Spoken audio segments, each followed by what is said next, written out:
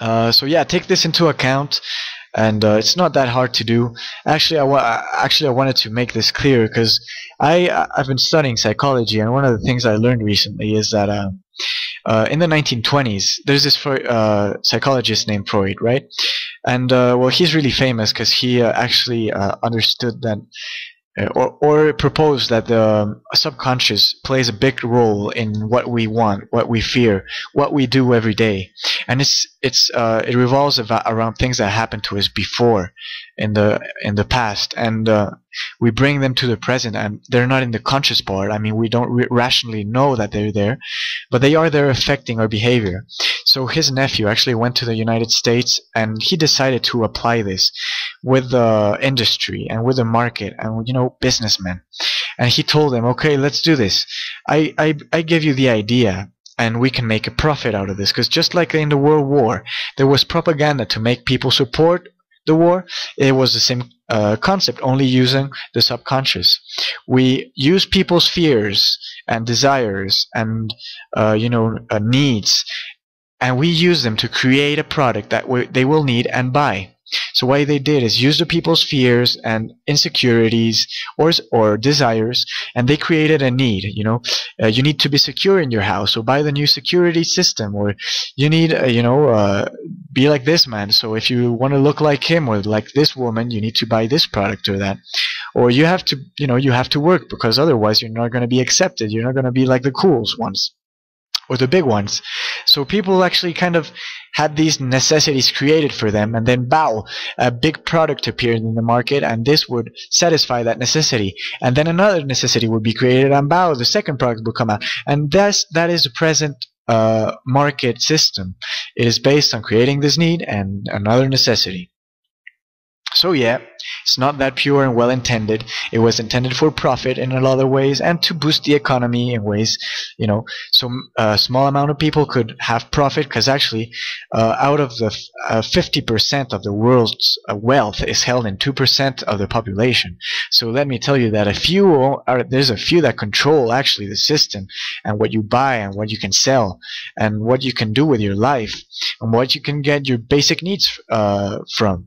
So this was actually a plan called the happiness machine. They called it the happiness machine. Let's make people happy by producing a dream they want to satisfy, and let's enable them to satisfy it, but not completely, because this has to be always something that they still want and we can still supply. So that's why basically today's world and market is based on consumption and producing products, and we don't care. I mean, they don't care about the most humans. We don't care about what happens to it. I mean, a small amount of humans are actually just realizing that everything you buy has a consequence and comes from somewhere. So take that into your life and kind of change your life in whatever way you would rather do it, or you are able to do it, because it's really important in many ways. It's important to do it because these people that made this market and this industry and this way of life and happiness machine didn't know that it would result in so much destruction and leading to human destruction and human decay and so many people depend. If a supermarket or if the transport system or communication systems just shut down for 1 week, there would be havoc in this world. It all depends on the system and how it's built. So unless we don't want to have havoc, we should apply our smart minds and our interests and our energy into thinking and supporting ways and infrastructure and new plans and new proposals to make this world move a little faster. And there's a lot of bibliography, and there's a lot of YouTube videos and famous movies and really well-known movies. I don't know if you've seen The 12th Hour is one of them. Home is another one of them. There's this Al Gore movie, I think it was called the something truth, an inconvenient truth. It's been criticized because people say, global warming is actually a natural process. But if you research, you will actually find that it is a natural process being artificially sped up. And yeah, there's lots of movies, and just so you know, there's a lot more to say about this actually.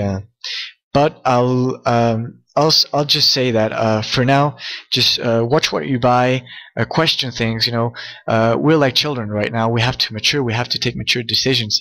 And adults can have fun too. Adults can be happy too. Just means you know what you're doing with what you have.